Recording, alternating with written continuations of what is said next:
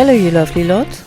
The other day I bought this highly unnutritious Asian cup of noodles, and while I had it in my hand and eating it, I realized that the words and even some of the pictures were a relief. Needless to say, I had the imminent urge to print it. So I cut parts of it and then had a throwback to the 80's, the time when I ate nothing but junk food all the time. I wanted to print this with etching inks, using mostly Akua and later one other ink, and I will show you at the end of this video what I recommend for cleaning the Gelli Plate of the etching inks. That bothered me a bit, because I thought I'd lured you into new making of prints and to ruining all your beautiful clean Gelli Plates. So stay tuned to learn how you clean them best.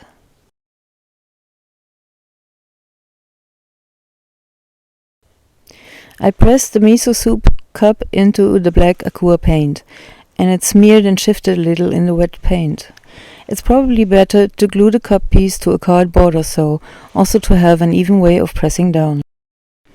As the cup piece was full of paint, I used it to also print one time directly to the paper. It was a nice print, but because of the missing step with the Gelli Plate, the words were mirrored. This is a cookie box that makes nice prints. I sometimes wonder if there is anything in this world you cannot print. Thinking of the 80's, I dug up an old record, actually a shellac one that broke apart. Well, this one is actually not from the 80's. I thought I'd managed to see all the fine lines in it. Doing this, I thought of one of MacGeiz's videos that I saw recently, where he printed a cassette tape. And being a music lover myself and roughly his age, I thought I'd print some music items also. Not too happy with this first print. I decide to try again with less ink on the plate, which is always better if you want to print something with very fine contours and shapes.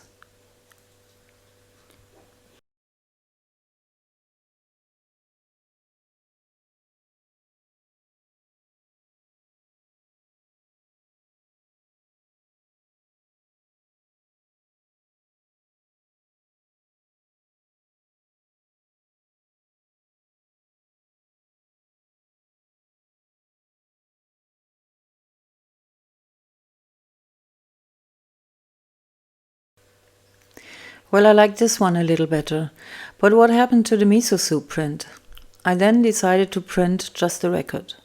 Using even less ink on the plate, this pleased me a lot more.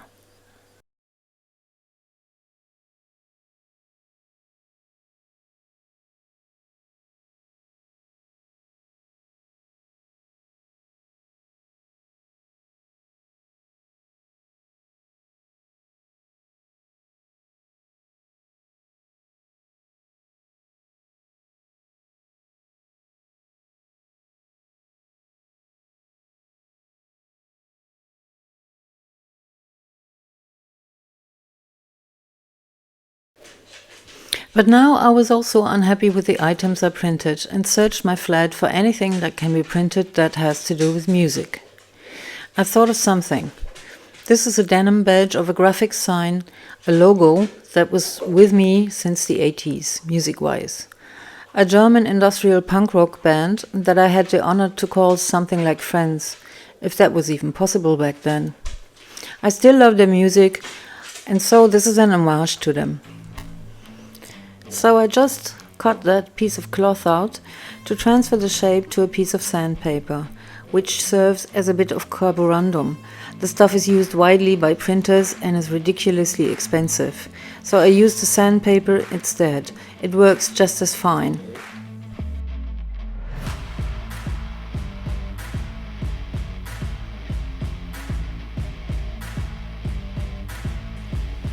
I cut out the sandpaper and glued it to a piece of cardboard. And I also glued down the piece of denim-like cloth, so I have two stamps with different structures.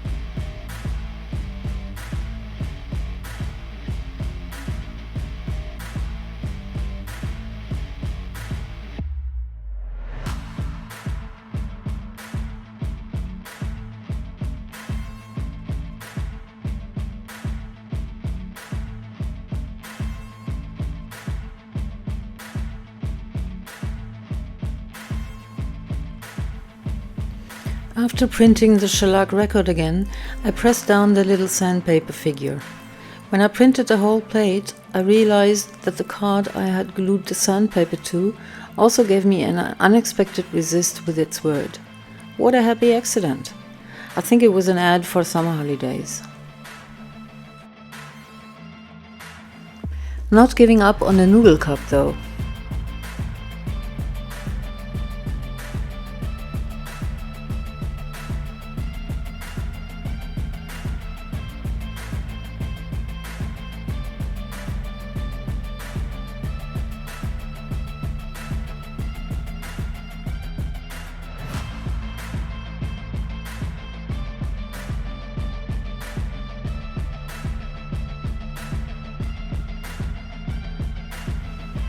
What a bummer, the camera didn't record the printing of the old cassette tape. You have to press it quite firmly and move it a bit to get all the shapes of it shown. Thank you so much for this idea, Mark. Here is how it looks with etching inks.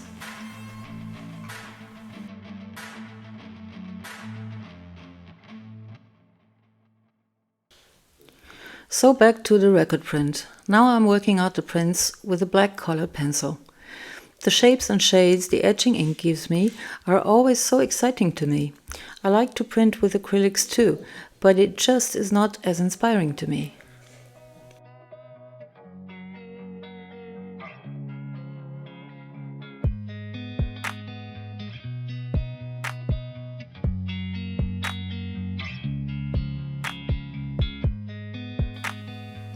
The erasing is part of the process here, to get some highlights, but usually the Akua is not so good for erasing. I think it also depends on how thick the ink is printed.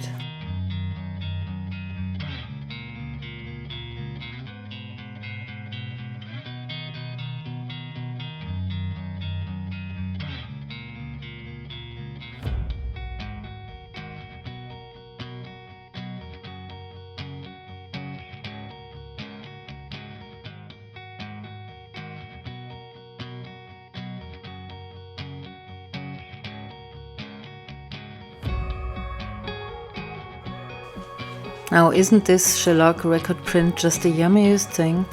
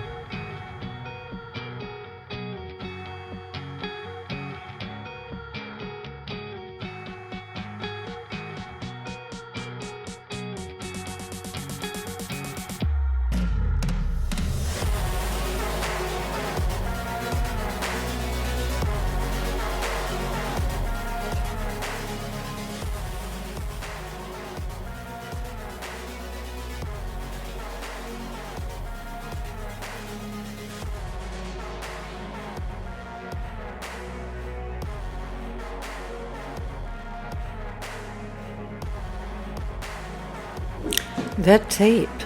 It looks like a ghost, a see-through blast from the past. I forgot all about the initial idea with the soup cup.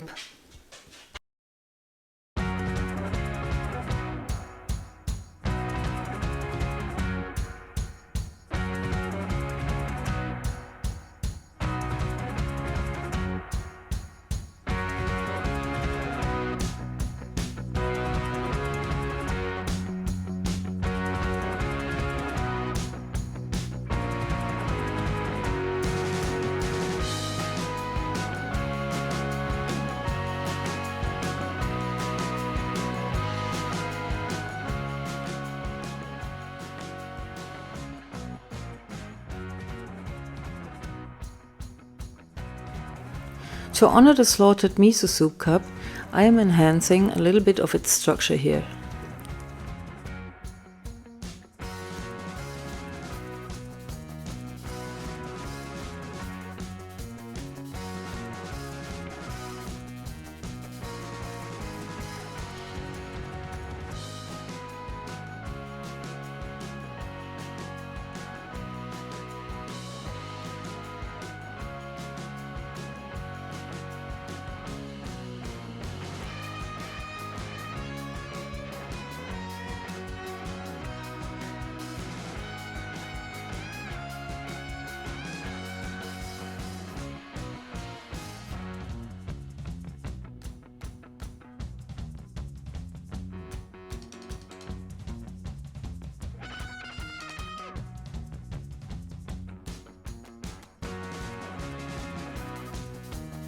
I wanted to add some color to some of the other prints, so I'm using the Charbonnel ink Ocean Blue here, pressing down some stencils and the figure stamps, taking off some of the inks in the openings of the stencils.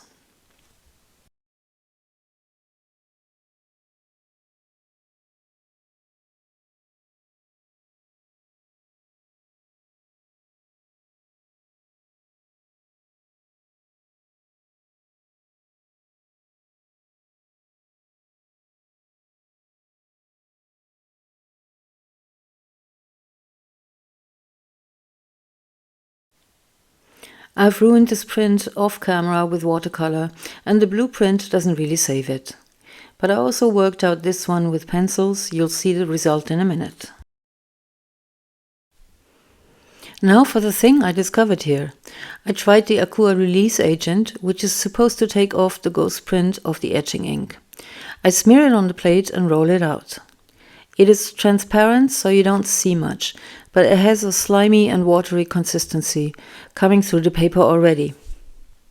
Don't like it much, and it really doesn't take off the ghost print. But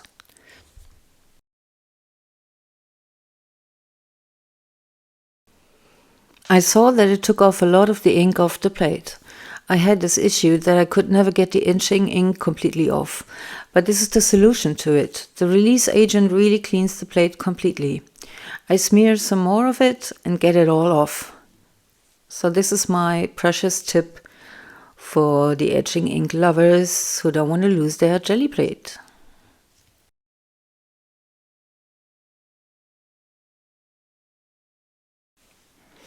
This blue one I somehow saved with a lot more color, especially black pencil, to a point where I asked myself, why do you try to add more color and switch to black again?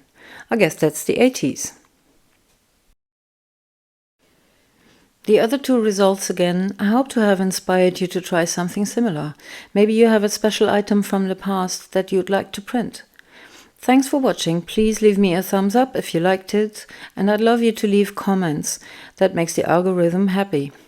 Subscribe to my channel if you want to be informed about my upcoming videos. Bye.